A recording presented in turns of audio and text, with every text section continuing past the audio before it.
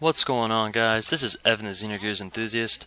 I am bringing you a gameplay commentary for Call of Duty Black Ops, the original focus of the channel. I'm going to talk a little bit more about the game now that I've had time to take a break and reflect on it, and talk about some thoughts I have regarding Modern Warfare 2 and some other games I've tried. And I probably won't talk a lot about the gameplay necessarily because it's my first time on the First Strike maps. The state of the channel, not much has changed from my Homefront video. I originally thought I was going to start doing a lot more commentaries around the Homefront because first couple days I had it, I was kind of like a Homefront high kick.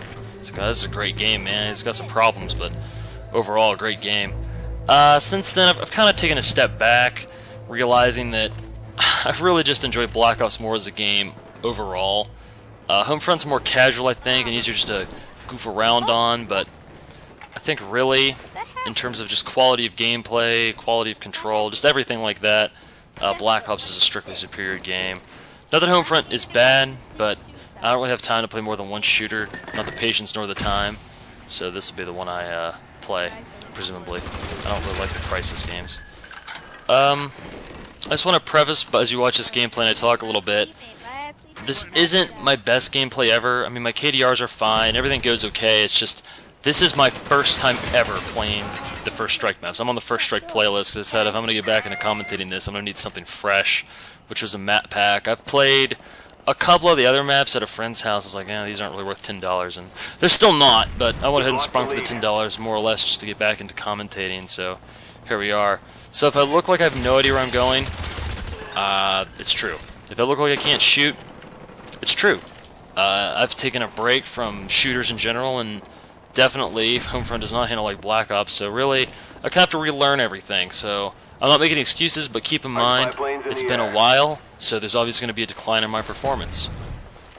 So now that we're past the state of the channel and the state of the commentation, I don't think it's a word. Yeah, it is. Sorry guys, as usual I don't rehearse these and I probably never will. I want to share some thoughts on Black Ops, sort of like in a bullet fashion now that I've taken some time off. First off, the Ghost perk, because I still frequent the message boards, even though I'm not playing regularly. I'm still frequenting message boards. I work a lot of jobs in front of computers, as I've said before. So, having sat in front of those computers, I have to tell you, I don't understand the increasingly ongoing hate about the Ghost perk. It is probably the best Tier 1 perk, 75% or more of the time, but I think it's perfectly fair. I think that if you have tremendous problems with Ghost, the easiest way to fix that is just to take off your spy planes. If you're using spy planes as a source for your kills, which I do, I mean I'm doing it right now, that's fine, but it's only going to get you killed if you're crunching on it, which I do. I think that's why we get so mad about Ghost, is that when we call our spy planes, we crunch on them. We expect them to find the targets.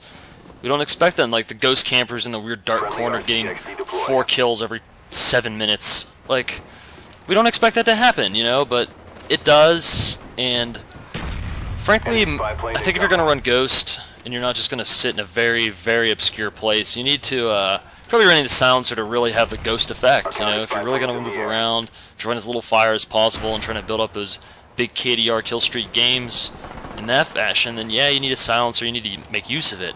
It's like any other perk, you got to make use of it. I think the reason it's so good is that it's so universal.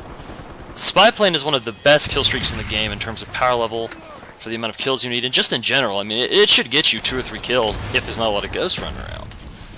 So, yeah, Ghost is really good. It's almost obviously the best Tier 1 perk, but it's still completely fair. I've had frustrations with it with the Ghost too, but it's whatever. You know, just kind of accept it. If you don't have a Ghost, the spy plane is clearly overpowered. If it's not being shot down, and stuff doesn't get shot down. Yeah, I didn't know you could fall there. So I'm not going to dwell on the Ghost thing.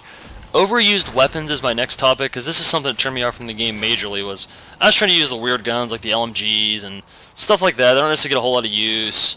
And I was like, they're just not as good as the FAMAS, the AK-7U.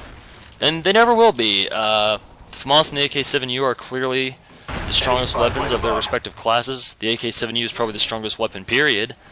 The AUG and the FAMAS are very similar, so AUG is also very good. A Commando and Galil are good. I mean, most of the assault rifles are good and very usable, and I've found things I like about all of them. But I'm just saying, overall as a weapon, especially if you're running around suppressors, you know, FAMAS is the best, and I think I'm going to be done debating the balance of the weapons because I've sort of stated my case. A lot of people still send me comments about it, and guys, you know how I feel, and it's just not going to change, at least especially on the AK-7U. The arguments I hear that it's fair are completely ridiculous and unfounded. Unless they've patched it since the last time I played, and if that's happened, please, someone let me know, because I don't think I'm ever going to equip that weapon again. I think I'm just going to pick it up with dead people I kill, because it's a little less dirty. That's not like a rule I put on myself, which I'm going to talk about later. It's just, I don't really like the weapon. I mean, I'm good with it, but everyone alive is good with it. So it's whatever. See, look how many kills, just real quick. Look how many kills the spy plane is getting me right now. That alone should be evidence of just how strong the spy planes are. I'm not drop shot anymore. I'm just watching my gameplay as I commentate, and I know it's really sloppy. So, you know, it'll pick up, guys. You know, I gotta start playing again. There's a nice double spray there, though. I'm gonna start, RC car. That's something I completely forgot about. You know, I don't have any beef with the RC car either. Because, frankly, Ghost is Spy plane is just stronger than RC car. It's a fact. If you're good with killing people, you know, if you can shoot and you have a spy plane, you're gonna get at least a kill, probably 2. The RC car is more for laughs. It's obviously good. I mean, it's a good KD pattern. All the low kill streaks are. And, frankly, it goes around Ghost. So if people are having trouble with Ghost, there you go. This is sort of an isolated case, but I'm going to go ahead and talk about it anyway. I saw a message where someone was complaining about the Flak Jacket perk, and I've heard other couple people complain about how much it mitigates explosives. This isn't Call of Duty Modern Warfare 2.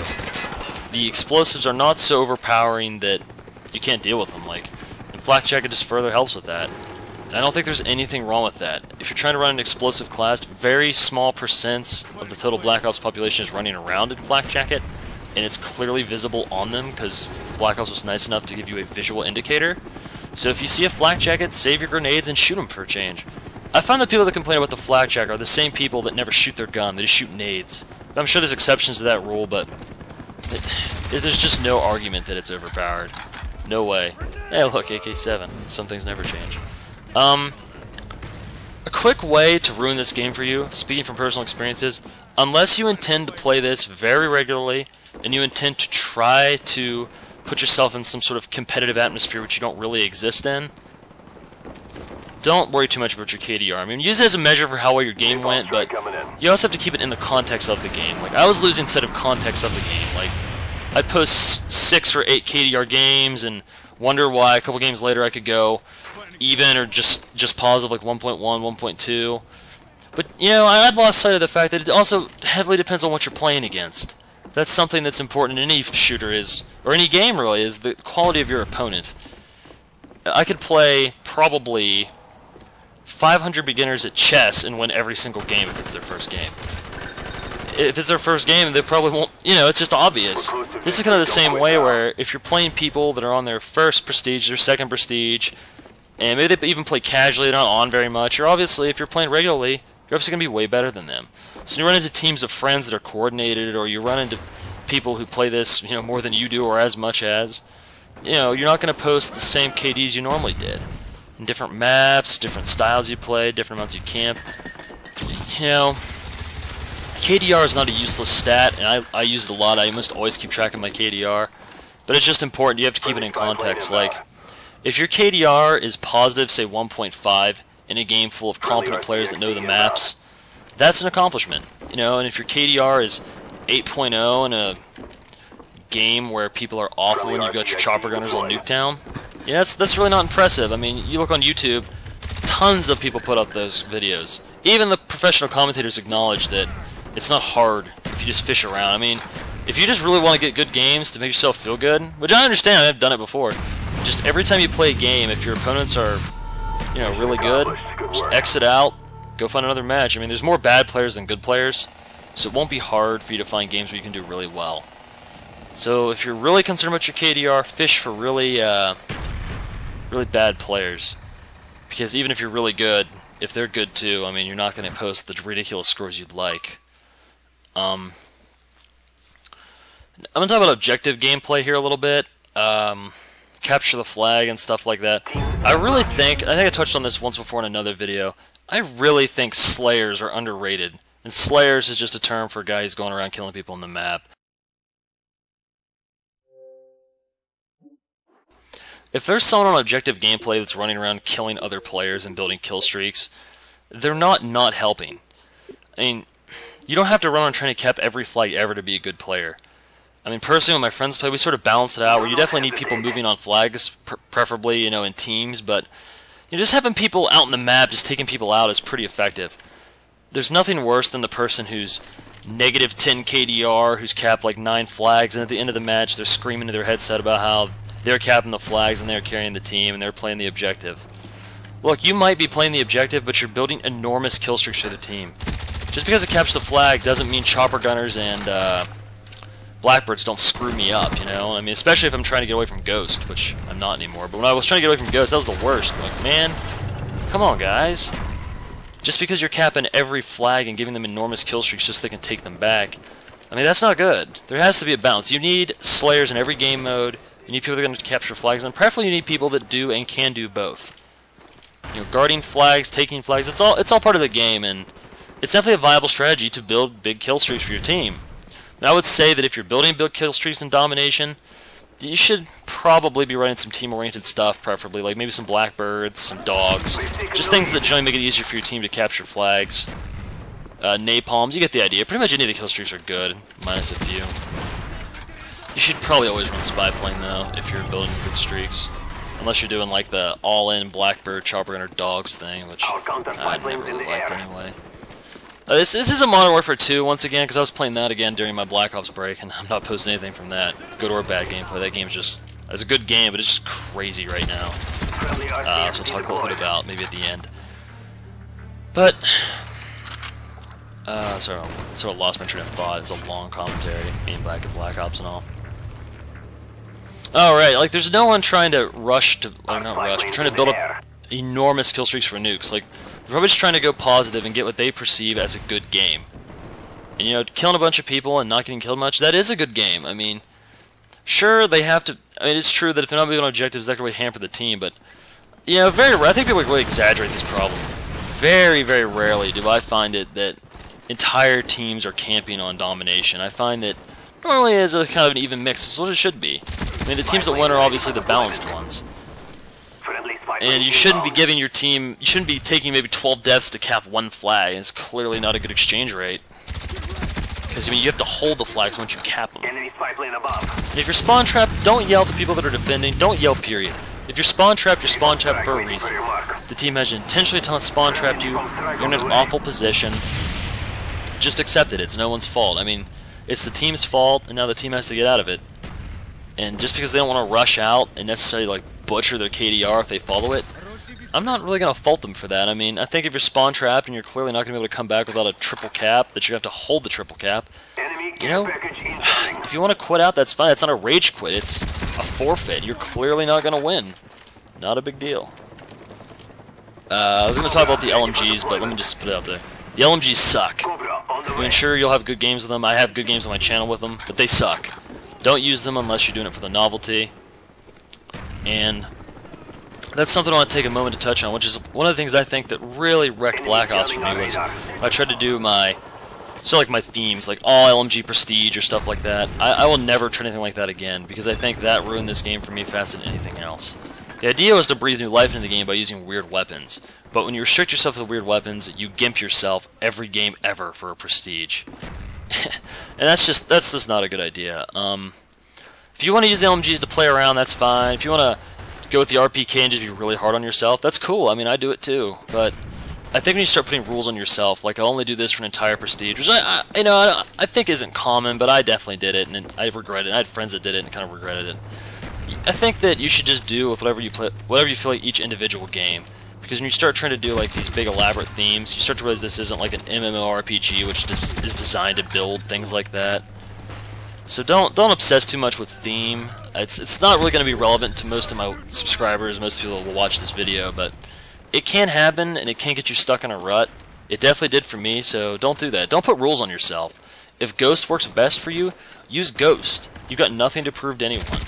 I mean, unless you're a professional commentator and you have to do something like that. I got it on accident. Don't worry about it. I don't know why I was running second chance. I don't think I remember to change it. I think that's not really that great of a perk anymore. I mean, whenever it kills me, I think it's overpowered. Whenever I use it, I think it's underpowered, so probably not that great. That's another thing. No more complaint about second chance, because now that they changed who gets the kill with a couple patches ago, I have no complaints. Now that the guy who gets the final shot is just the assist, I am completely okay with it. I see a lot of people complaining about the knife. The knife sucks. I hate the knife. And I don't think I'll ever forgive Call of Duty for setting what I perceive as the standard of one-shot kill knives. I like the Counter-Strike version of the knife. For those of you not familiar with it, in a nutshell, it's 2 or 3 swipes from the front and 1 swipe to the back. I mean, I'm all for it as an assassination weapon. That's pretty cool, but just running around with it using it as your only CQC weapon, that's stupid. If you want to do that, they should bring back the bayonet attachment for World at War and make it work differently. Like, you have to use an attachment to have the knife at all. I'd be okay with that. I mean, really, I don't even know why he knifes so fast with the assault rifle. I'm not going to talk about the physical and practicalities of it because this is a game and it's not totally based on realism. But I just want to throw out there that I know it would be cool if you actually had to give up something to be able to knife one shot to the front. And this is funny. These people are just going to pour in here. This kind of brings back good memories of Black Ops. This is something I really enjoy. I know it's easy and it's skillless, but when people just keep running into a room, you just keep picking them off, I think it's funny, and it's kind of fun. Clearly they're not too concerned about it, because they keep running in anyway. If they want the revenge kill that bad, then they're just being a little obsessive. I don't know. So guys, send me some comments now that I'm doing these again. I actually had a lot of fun doing this, so I probably will do some Black Ops gameplays. Let me know which kill streaks you want to see. I can run any of them. Just don't say, like, a chopper gun or dogs, because that's lame and everybody does that. The final scores are posted there. Some pretty good games. I tried not to camp too much, but this is my first time playing Stadium 2, so I don't really know what's going on. And until I know the maps, I'm not real comfortable trying to do rush routes. So thanks for watching. I'll talk to you guys soon. It's been good.